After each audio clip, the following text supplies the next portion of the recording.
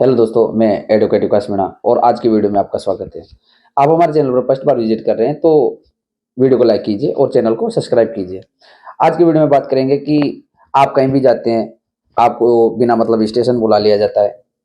और पुलिस वाले नाजायज़ आपको परेशान करते हैं। तो आपको पुलिस से घबराने की ज़रूरत नहीं है। जो अभी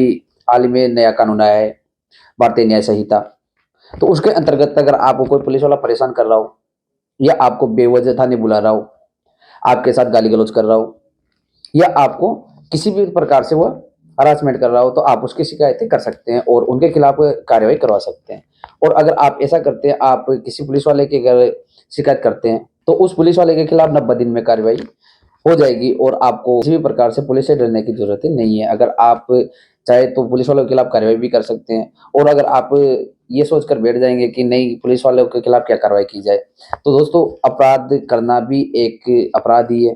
और अपराध को होते देखना भी अपराध ही है। अगर कोई नाजायज़ आपको परेशान कर रहा है, तो उसकी शिकायत आपको ज़रूर करनी चाहिए और जो भारतीय कानून व्यवस्था है, उसके अंतर्गत ये प्रावधान किया गया है। अगर कोई पुलिस वाला अगर आपको परेशान कर भी रहा है, तो उसकी अब दादागिरी नहीं चलने वाली है।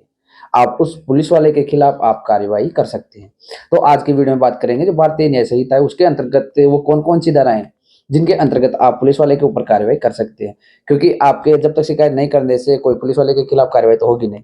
तो आपको अगर ऐसी स्थिति अगर आपके साथ है, अगर कोई पुलिस वाला आपको बदतमीज़ी कर रहा है, गाली-गलौज कर रहा है, तो ऐसी स्थिति में आप पुलिस वाले की शिकायत दर्ज करवा सकते हैं। तो इस वीडियो में ये भी बात करेंगे कि आप किसके पास शिकायत दर्ज कराएँगे और इसकी छानबीन कौन करेगा? क्योंकि अधिक सभी मामलों में छानबीन तो पुलिस ही करती है। तो पुलिस वालों के खिलाफ अगर आप एफआईआर दर्ज करवा रहे हैं या उनके खिलाफ कार्रवाई की माँग कर रहे हैं, तो उनकी कार्रवाई कौन करेगा और उनकी इन्वेस्टिगेशन कौन करेगा? तो अगर आप हमारे चैनल पर फर्स्ट बार विज़िट कर रहे हैं, तो चैनल को सब्सक्राइब कीजिए और वीडियो को लाइक कर दीजिए। अगर कोई भी पुलिस वाला अगर आपको कहीं पब्लिक प्लेस पर आप जा रहे हो, मोटरसाइकिल लेके जा रहे हो, जो आरटीओ वाले होते हैं, वो बिना गाली-गलौज के आपसे बात नहीं करते हैं। और अगर वो आप कहीं जा रहे हो और अगर आपके खिलाफ वो अगर गाली का यूज़ कर रहे हो, आपके साथ बदतमीज़ी कर रहे हो, तो उनके लिए 3 वर्ष तक इस पर सज़ा का प्रावधान बताया गया है, जो भारतीय न्याय संहिता के अंतर्गत सेक्शन 296 के अंतर्गत उनके खिलाफ आप कार्रवाई कर सकते हो। और इससे बड़ी एक और समस्या थी कि आपको डराया जाता है, आपको धमकाया जाता है। बेवजह आपको अगर कोई डरा रहा है, धमका रहा है, तो उनके खिलाफ कार्रवाई की आप मांग कर सकते हो और वो कार्रवाई भारतीय जो न्याय संहिता है उसके सेक्शन 198 ए के अंतर्गत होगी, जिस पर 1 वर्ष की सजा का प्रावधान। और अगर आपके साथ बेवजह अगर कोई पुलिस वाला मारपीट कर रहा हो या आपको थाने में बुलाकर वह कहीं बिना वजह आपके साथ मारपीट कर रहा हो और आपको परेशान कर रहा हो, तो इनकी शिकायत करने के लिए आप बीएनएस के सेक्शन 115 के अंतर्गत आप उनके खिलाफ शिकायत दर्ज करवा सकते हैं और इस शिकायत दर्ज करवाने के लिए उसको 1 वर्ष तक की सज़ा का प्रावधान किया गया है। तो अब पुलिस वालों की दादागिरी नहीं चलने वाली है, क्योंकि पुलिस के खिलाफ भी अब नियम आ गए। अगर नाजायज़ कोई पुलिस वाला अगर परेशान करता है या वो बेवजह किसी को मारता है, तो उनके खिलाफ आप कार्रवाई की माँग कर सकते हैं। अब इससे बड़ी एक समस्या थी कि अगर कोई पुलिस वाला गलती कर रहा है, तो उसकी आप वीडियो या जो आपके पास एविडेंस बनाना चाहते हैं, तो उस एविडेंस को आप कैसे बनाएँगे? तो पहले जो आईपीसी था, उस पर ये सेक्शन नहीं था कि आप किसी की मोबाइल के द्वारा वीडियो बनाएँ और पहले ये भी प्रावधान नहीं था कि अगर कोई आपसे आप किसी की वीडियो बना रहे हो और उस पुलिस वाले ने अगर मोबाइल छीन लिया हो या कैमरा छीन लिया हो, तो उसकी क्या सज़ा है? तो आप अगर ऐसी स्थिति में हो, तो अगर आप किसी की वीडियो बना रहे हो, तो आप जो अभी जो हाल ही में जो ये सेक्शन इस पर जोड़ा गया है बीएनएस भारतीय न्याय संहिता के अंतर्गत, जिसमें एविडेंस एक्ट के अंतर्गत सेक्शन 304 के अंतर्गत अगर कोई पुलिस वाले के अगर आप मोबाइल या मोबाइल से अगर या कैमरे से अगर वीडियो बना रहे हैं, तो उसको 3 वर्ष तक की सज़ा का इस पर प्रावधान है। आप अपने मोबाइल से भी वीडियो बना सकते हैं, इसको एविडेंस एक्ट में अब ले लिया गया है। और अगर कोई ऐसा पुलिस वाला जो अगर आप कहीं एविडेंस कलेक्ट कर रहे हैं,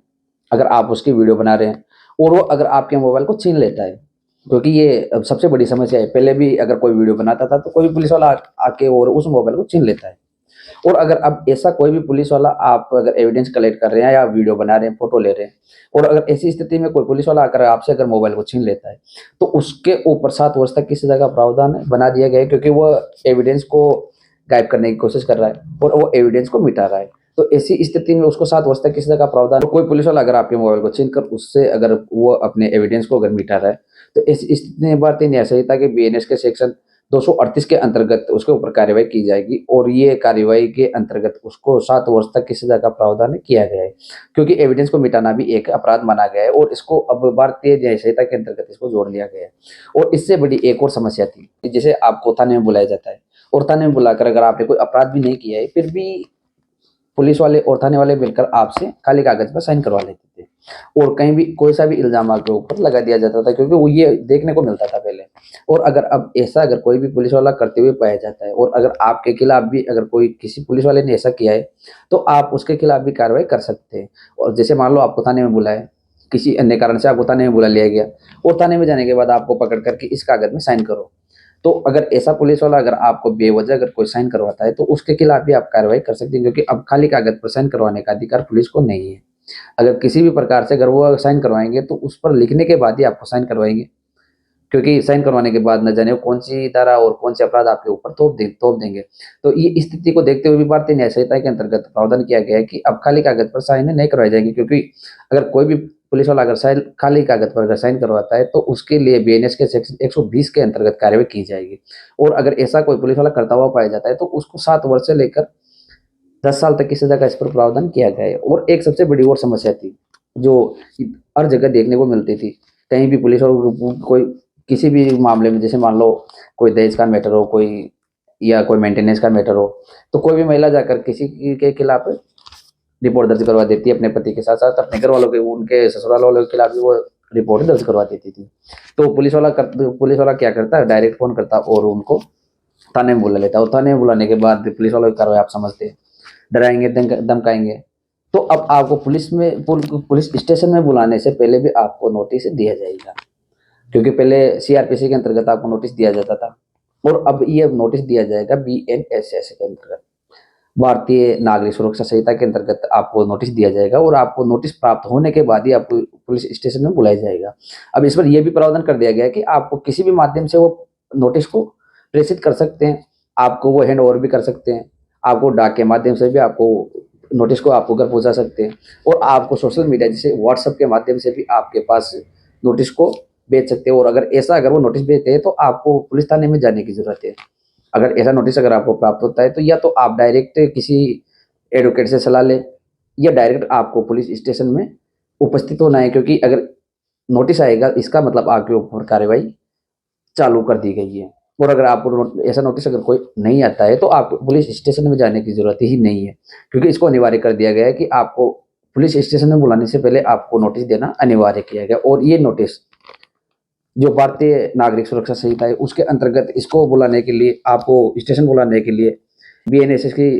180 धारा जो उसके अंतर्गत आपको नोटिस दिया जाएगा, और नोटिस मिलने के बाद आपको थाने में उपस्थिति दर्ज करवानी है। अब आप सोच रहे होंगे कि आपने सभी धाराओं को बता दिया, कैसे किन धाराओं के माध्यम से आप पुलिस वालों के खिलाफ कार्रवाई कर सकते हैं, लेकिन आपने अभी तक ये नहीं बताया कि आपकी जो भी शिकायत है वो किसके पास दर्ज होगी और इसकी छानबीन कौन करेगा। तो दोस्तों, अगर कोई ऐसी स्थिति और अगर ऐसी कोई आपके साथ अगर कोई वारदात हुई है, आपको खाली कागज में साइन करवा लिया गया है, आपके साथ मारपीट कर ली गई हो बिना मतलब, आपके ऊपर गाली गलौज की हो सार्वजनिक स्थान पर, तो ऐसी स्थिति में आप शिकायत किसके पास करोगे? क्योंकि शिकायत आप पुलिस स्टेशन में शिकायत दर्ज करवा नहीं सकते, क्योंकि अगर आप शिकायत दर्ज करवाने जाएंगे, या तो आपकी शिकायत को लेंगे नहीं, और अगर आपको हो सकता है वहां जाने के बाद आपको डराया जाए, वो धमकाया जाए, तो इनकी शिकायत आप कहाँ करेंगे? तो दोस्तों, ये भारतीय नागरिक सुरक्षा संहिता के सेक्शन 223 के अंतर्गत आप इनकी शिकायतें मजिस्ट्रेट के पास करवा सकते हैं। और मजिस्ट्रेट के पास अगर आप शिकायत दर्ज करवाएंगे, तो वहां से कोई भी पुलिस वाला हो, अगर उसकी शिकायत मजिस्ट्रेट के पास दर्ज हुई है, तो उनकी छानबीन करने के लिए उससे सीनियर अधिकारी को नियुक्त किया जाएगा और वो उनकी छानबीन करेगा। कोई पुलिस वाले की शिकायत दर्ज की है, तो या तो डीएसपी लेवल का अधिकारी उसकी छानबीन करेगा, या एसपी लेवल का अधिकारी उसकी छानबीन करेगा। और आपसे आप अगर आपके पास उनके खिलाफ कोई एविडेंस है, तब आपको एविडेंस उनको सुपुर्द करने हैं और एविडेंसों को वहां पर बताना है कि आपके साथ क्या क्या हुआ है, क्योंकि आपके पास एविडेंस होना अनिवार्य है। और आपके अगर एविडेंस को डिलीट कर दिया गया है, तो उसको 7 साल से 10 साल तक की सजा का प्रावधान किया गया है। और अगर आपने मजिस्ट्रेट के पास अगर आपने आपकी याचिका दर्ज करवाई बीएनएसएस के अंतर्गत 223 के अंतर्गत, आपने अगर वहां पर अपनी मुकदमा दर्ज करवाया किसी पुलिस वाले के खिलाफ, तो उसकी कार्यवाही 90 दिन के अंतर्गत होना अनिवार्य है, क्योंकि भारतीय नागरिक सुरक्षा संहिता के अंतर्गत ये प्रावधान कर दिया गया है कि अगर ऐसा कोई पुलिस वाले के खिलाफ अगर कोई आप मुकदमा दर्ज करवाते हैं तो उसकी कार्रवाई 90 दिन के अंतर्गत समाप्त होना अनिवार्य कर दिया गया है और ये बीएनएस के सेक्शन 232 के अंतर्गत इसकी कार्रवाई की जाएगी। तो दोस्तों मिलेंगे अगली वीडियो के लिए साथ, और अगर आपने अभी तक हमारे चैनल को सब्सक्राइब कीजिए और वीडियो को शेयर कीजिए। और अगली वीडियो में बात करेंगे जो भी, अगर आपकी कोई इंक्वायरी हो, आपकी कोई अगर कोई संबंधित कोई समस्या हो, तो आप हमसे जो आपके नीचे इंस्टाग्राम आईडी दी गई इस पर मैसेज भी कर सकते हैं या आप कमेंट बॉक्स में भी अपनी समस्या को लिखकर डाल सकते हैं। हम आपको पूरी कोशिश करेंगे कि हम आपको समाधान उपलब्ध कराएंगे। तो अगली वीडियो के लिए जय हिंद और जय भारत।